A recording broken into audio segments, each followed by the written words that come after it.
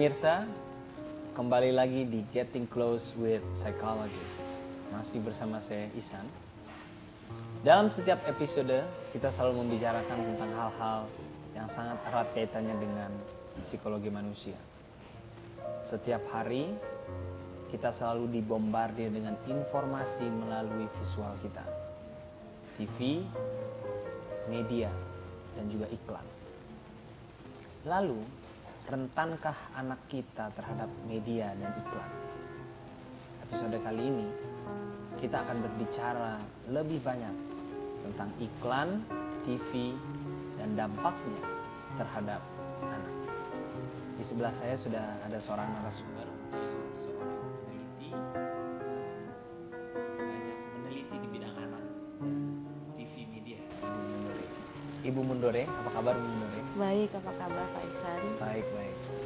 Kalau kita ngobrol atau setiap hari nih, kita kan selalu melihat media, TV. Kayaknya kalau nggak ada TV sehari itu kayaknya ada informasi yang hilang. Tapi juga banyak iklannya. Bu Mundari sebagai seorang peneliti di bidang ini, bagaimana melihat TV dan iklan yang ada di Indonesia? Ya pada saat ini mungkin sedikit mengkhawatirkan tentang iklan dan tentang TV yang ada di Indonesia. Khususnya kalau tadi mungkin Pak Ihsan sedikit membicarakan tentang anak ya. Seperti yang kita tahu dari yang saya kumpulkan, itu sangat sedikit sekali tentang undang-undang yang mengatur tentang periklanan terhadap anak. Itu kita bilang mungkin hanya 1 atau 2 yang benar-benar kita bilang melindungi anak. Selain itu mungkin tidak ada ya. Jadi makanya itu saya bilang sedikit mengkhawatirkan untuk iklan dan untuk televisi sendiri di anak gitu. Jadi Anda melihat bahwa TV iklan di Indonesia itu sangat membahayakan terhadap psikologi anak, begitu kira-kira? Saya hanya bilang mungkin kita bilang tidak bisa bilang membahayakan juga. Saya bilang sangat sedikit mengkhawatirkan. Oke, saya ada pertanyaan lebih jauh, mengkhawatirkan, deg-degan atau seperti apa? Saya akan ngobrol lebih jauh. Cuma sebelumnya nih, saya dan tentunya para pemirsa, kami pengen tahu cara berpikir anak itu tentu beda dengan orang dewasa. Ya betul. Nah, kita pengen tahu sebenarnya secara psikologis cara berpikir anak itu seperti apa sih? Cara berpikir orang manusia pada saat dia di masa anak-anak itu seperti apa sih perkembangan kognitifnya? Mungkin saya sekarang lebih masuk ya ke dalam psikologinya sendiri. Saya akan membicarakan sedikit tentang teori psikologinya. Nah ini yang saya bawakan atau yang saya bahas sekarang sedikit dengan perkembangan kognitif dari Piaget.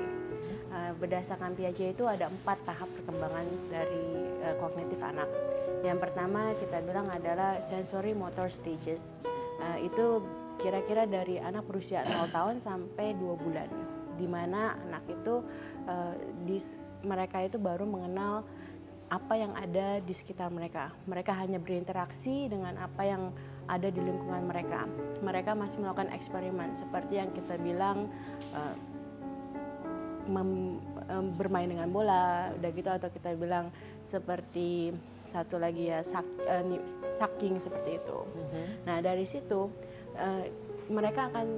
physical mereka pun akan berkembang. Dengan adanya physical development mereka, maka kognitif mereka pun menjadi berkembang.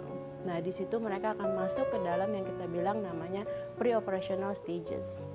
Itu kira-kira umur 2 sampai umur 7 tahun. Di sana mereka dapat berpikir secara simbolik. Ya. Mereka masih kesulitan yang kita bilang berpikir secara waktu sebab akibat. Nah, akhirnya ketika mereka menjadi berkembang kembali, mereka masuk ke dalam yang kita namanya itu adalah formal operational stage.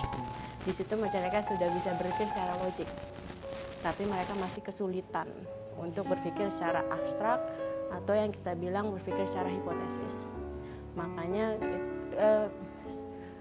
formal sendiri itu kira-kira umurnya 7-11 tahun. Baru dari situ ketika mereka umur 12 tahun, mereka sudah bisa berpikir secara abstrakly. Jadi mereka bisa berpikir secara sains itu apa sih, bagaimana sesuatu itu bekerja. Dan akhirnya mereka bisa juga yang mengenal satu lagi secara hipotesis. Mereka tahu apa hipotesis, bagaimana itu hipotesis bekerja, seperti itu. Jadi secara kognitif pun anak berkembang sesuai dengan tahap-tahapnya. Jadi kalau anak itu belum sampai stage apa tadi formal operation gitu, dia belum mampu tahu ini ini program TV, ini iklan gitu. Belum tahu gitu. Mereka sudah tahu karena ketika mereka masuk ke dalam formal itu mereka sudah bisa berpikir secara logik. Malah banyak sekali penelitian yang bilang mereka sudah mengenal mana TV, mana iklan itu ketika mereka di dalam pre-operational stage. Karena mereka melihat dari cue-cue atau clue-clue yang mereka dapatkan ketika mereka nonton TV. Misalnya kita bilang kami segera kembali. Nah, seperti itu. Jadi mereka sudah bisa mengenal. Jadi mereka bisa memahami kalau di TV kami akan segera kembali setelah yang satu ini. Langsung mama itu kan bisa kembali ke rumah, ke orang tuanya gitu. Iya. Bisa. Mereka bisa karena mereka biasanya bilang, oh kami akan kembali setelah iklan-iklan berikut ini. Biasanya kalau Pak Iksan nonton TV biasa seperti itu. Saya jarang sih nonton TV. Oh, mungkin harus ya. Oke, jadi itu menjadi ada clue-clue yang mana buat anak itu menjadi sesuatu yang penting dalam penyampaian pesan-pesan. Jadi sebaiknya kita memang harus memilih keyword clue yang dipahami anak. Gitu. Ya betul. Untuk anak-anak yang sangat muda itu sangat membantu mereka memahami kapan sih iklan, apa sih yang kapan iklan, yang mana program itu dengan seperti itu.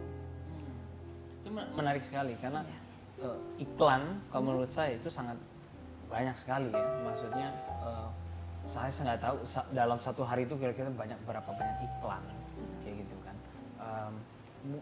Sebagai seorang peneliti kira-kira tahu nggak sih sehari itu kira-kira berapa banyak iklan gitu sih? Sehari ya? Mungkin pernah melakukan riset kecil-kecilan. Sebenarnya sangat menarik sih. Tahun lalu saya juga baru melakukan yang namanya konten analisis iklan, di mana saya merekam iklan-iklan yang ada di beberapa channel swasta di Indonesia, dan saya mendapatkan begitu banyak informasi yang saya dapatkan. Kita akan ngobrol lagi tentang ini. Tadi ada kata-kata anak itu mengenali, kita akan kembali setelah yang satu ini ya. Jadi jangan kemana-mana, pemirsa jangan kemana-mana, kita akan kembali setelah yang satu ini.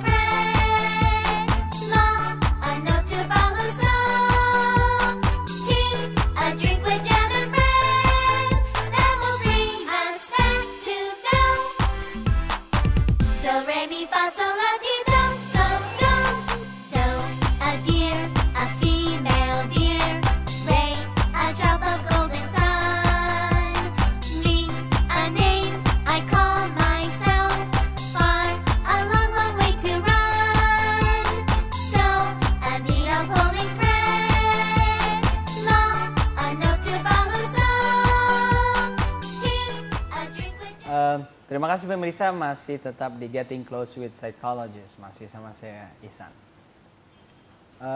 Bu Mundore, barusan kita lihat video tuh anak tuh kayaknya depan TV tuh seharian, pokoknya banyak habisin waktu depan iklan. Kayak anak tadi di video lihat berbagai macam iklan dia diekspos hanya dalam waktu 3 menit gitu, dia nonton TV. Nah, sebelum break tadi, aku mau tahu seberapa banyak sih iklan dalam sehari itu yang ditampilkan di sebuah TV, mungkin pernah melakukan riset kecil-kecilan? Saya melakukan istilah kita bilang nama konten analisis dalam televisi, di mana saya merekord acara televisi setiap hari dari kira-kira pukul jam 6 sampai jam 9 malam. Jadi emang yang saya pilih adalah 5 channel swasta yang sangat ya terkenal ya seperti itu. Dari situ yang saya dapatkan adalah kebetulan yang kemarin kita lihat adalah hari Sabtu Minggu, karena berhubungan dengan anak, di mana anak banyak sekali yang Pak Iksan bilang nonton TV Di weekend gitu ya? di weekend, ya betul. Jadi kemarin itu yang kami dapatkan adalah kira-kira dalam satu hari itu anak nonton 900 iklan. Sehari, 800 sampai 900 iklan. Itu tiap harinya, dari jam 6 sampai jam 9 malam. Oh, 6 sampai 9 malam? Ya. Itu hari Sabtu aja? Itu hari Sabtu saja. Mungkin Minggu berbeda? Minggu kemarin yang kita lihat menurun ya, jadi 800 iklan. Iya, nggak jauh juga. Jauh sebenarnya itu. Itu sih untuk anak kecil itu mempunyai dampak yang negatif kah atau seperti apa? Sehari 800-900 iklan diekspos pada anak. Kalau kita bilang itu akan berdampak sangat negatif ya untuk anak. Apalagi kalau kita bilang ketika anak menonton, itu juga tidak hanya iklan anak yang mereka lihat. Tapi begitu banyak iklan, bermacam-macam iklan yang mereka lihat. Ya kadang-kadang ya mungkin Bapak sendiri juga nonton iklan ya gitu. Jadi beberapa iklan memang tidak sesuai dengan ya kita bilang pemikiran anak, kognitif perkembangan anak sendiri seperti itu. Termasuk misalnya iklan untuk orang-orang dewasa pada saat itu ditontonkan juga ke anak pada saat itu. Iya, kita bilang iya. Malah kebanyakan yang saya lihat adalah ketika program anak itu lebih banyak adalah iklan yang ditujukan kepada orang tuanya. Seperti kita bilang iklan obat. Ya, itu di mana anak tidak mengerti apa sih sebenarnya iklan obat. Tapi dampaknya pun ada ya, kita bilang gitu. Kalau boleh tanya nih, Bu Mundere pernah nonton TV waktu kecil? Sering. Jadi hasilnya kira-kira seperti ini ya? Ada Kayaknya sih gitu ya. ya? Mungkin tidak gangguan kognitif, tapi mungkin gangguan fisikal seperti yang Pak Iksan bilang tadi. Sangat menarik. Jadi ada dampak dari TV iklan terhadap fisik seorang anak. Seperti apa? Mungkin bisa dielaborasikan. Sangat menarik sekali buat saya. Mungkin yang kita bilang ketika mereka tidak mengerti isi dari iklan atau yang ingin disampaikan oleh iklan, mereka akan kita bilang salah pengertian ya. Jadi kalau misalnya bilang kenapa fisik bisa berubah ketika saya menonton waktu kecil ya. Ketika saya menonton begitu banyak iklan tentang makanan gitu. Terus semua makanan Ibu beli? Semua makanan yang ada iklannya pasti saya ingin coba. Wah, ini menarik sekali. Malah kalau ya, begitu, kalau itu saya tutup aja TV-nya biar nggak beli makanan. Malah kita bilang mungkin ya sebagai orang dewasa pun mau kita bilang bohong atau tidak, ketika kita melihat suatu iklan di TV tentang suatu produk baru atau tentang suatu makanan baru, pasti Bapak akan mencari dulu. Gitu ya, walaupun kadang-kadang ada produknya itu belum tersedia di market.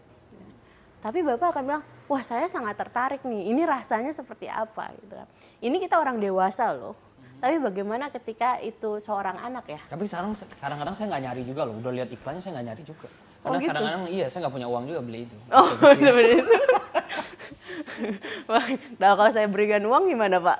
Ya saya nggak nolak juga sih. Oh, baik gitu. Enggak, tapi yang menarik adalah ketika dampak iklan, kita pengen tahu. Anak itu kan berkembang ya Bu ya? Iya, secara psikologis dan secara fisik. Nah, kalau banyak menonton iklan, banyak diekspos di TV anak ini, pernahkah ada gangguan terhadap perkembangan anak?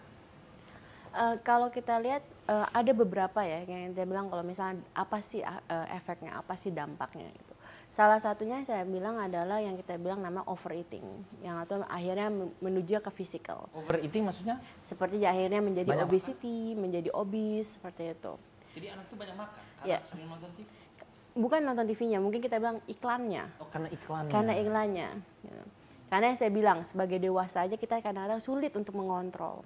Sedangkan anak kecil itu akan lebih susah untuk mereka mengkontrol apa yang mereka lihat, apa yang mereka mau. Jadi maksud ibu menyampaikan pesan kepada orang tua yang sedang menonton acara ini untuk nutup TV-nya, jangan tunjukin sama anak. Bukan ya. Kita akan baik, kita harus break. Pemirsa jangan kemana-mana, tetap di Getting Close with Psychologist.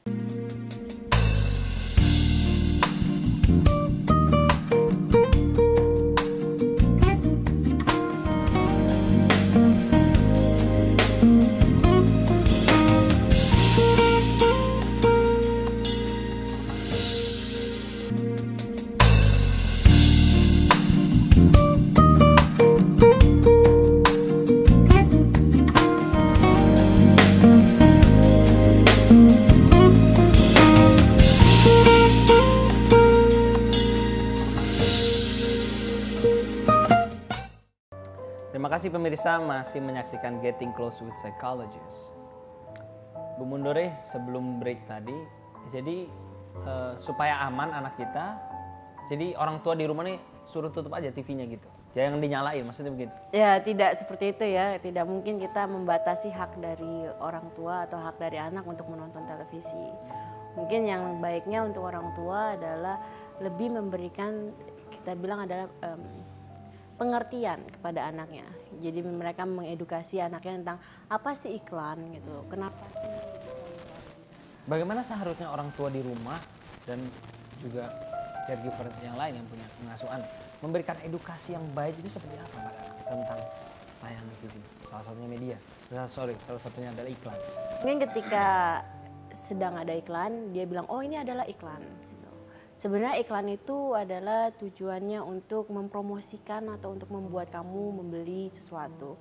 Dan tidak semua iklan yang kamu lihat di televisi itu kamu beli, seperti itu. Jadi jangan dibeli tapi minta ke temennya. wah, mungkin bisa.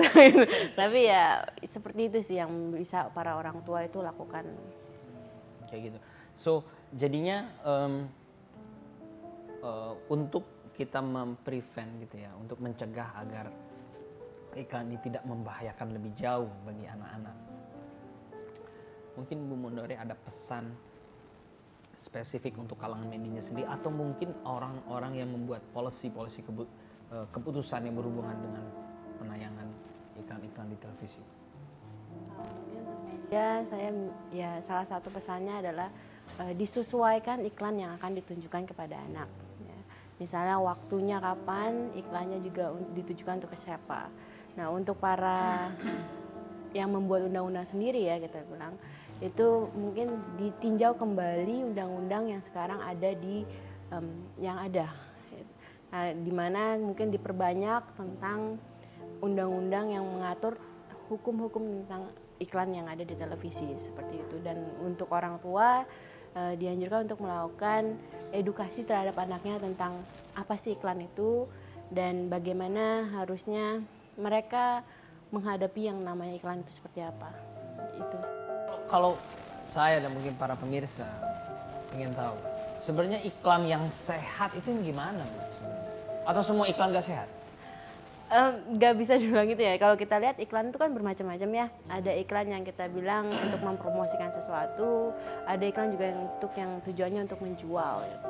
Mungkin yang kita bilang adalah ketika untuk iklan anak, sebisa mungkin dibikin anak itu mengerti gitu ya. Dan itu juga dengan cara seperti itu anak bisa mengetahui tidak semua iklan itu atau produk itu harus saya beli seperti itu. Atau tidak, iklan itu tidak membuat saya berpikiran kalau saya nonton ini, makan ini, saya akan menjadi seseorang yang ya berhasil atau bilang sebagai seorang yang pesepak bola seperti itu. Mungkin kalau kita bilang mungkin sangat dipersimpel ya, sangat dipermudah untuk anak mengerti apa sih iklan itu. Jadi ketika menyampaikan sesuatu, sampaikanlah dengan straight to the point, dengan konten yang baik. Ya betul. Begitu kira-kira, sehingga anak-anak kita bisa menjadi anak yang sehat secara psikologis karena informasi yang mereka dapatkan adalah informasi yang sehat juga. Begitu. Ya betul. Saya ada satu pertanyaan lagi sebenarnya. Bu Mundore sebagai seorang peneliti, karena saya nggak tahu kapan lagi bisa ngobrol dengan Bu Mundore ini dalam media dan iklan. Kalau misalkan Bu Mundore suatu saat mungkin mengasuh seorang anak atau mungkin punya anak, langkah apa yang Ibu Mundore akan lakukan agar anak ini selamat istilahnya dari tayangan-tayangan yang agak membahayakan? Mungkin saya akan berpasti ya, kalau saya akan berbicara dengan anak saya akan memberitahu mungkin tidak hanya iklan ya, tapi misalnya televisi itu seperti apa, tujuannya dari iklan seperti apa, itu saya akan mencoba mungkin dari kira-kira ya ketika mereka sudah mulai mengerti ya, secara perlahan. Tidak mungkin, karena tidak mungkin anak umur 2 tahun kita omongin tentang iklan ini tidak baik dan macam-macam. Itu kan tidak mungkin gitu ya, tapi secara perlahan. Jadi saya memberikan ya ini tidak seharusnya kita beli atau seperti itu. Saya akan mencoba secara bertahap yang akhirnya mereka mengerti, oh iklan itu ya hanya untuk memberikan informasi atau tidak perlu mereka mendapatkan atau membeli produk tersebut. Saya kasih kalau boleh 30 detik. Ada yang ingin disampaikan untuk khalayak ramai? Bagaimana seharusnya kita menyikapi iklan dengan cara baik, dengan cara yang baik, agar kita dan juga generasi di bawah kita lebih selamat. Mungkin ada yang ingin disampaikan untuk para pemirsa dalam 30 detik ya Pak?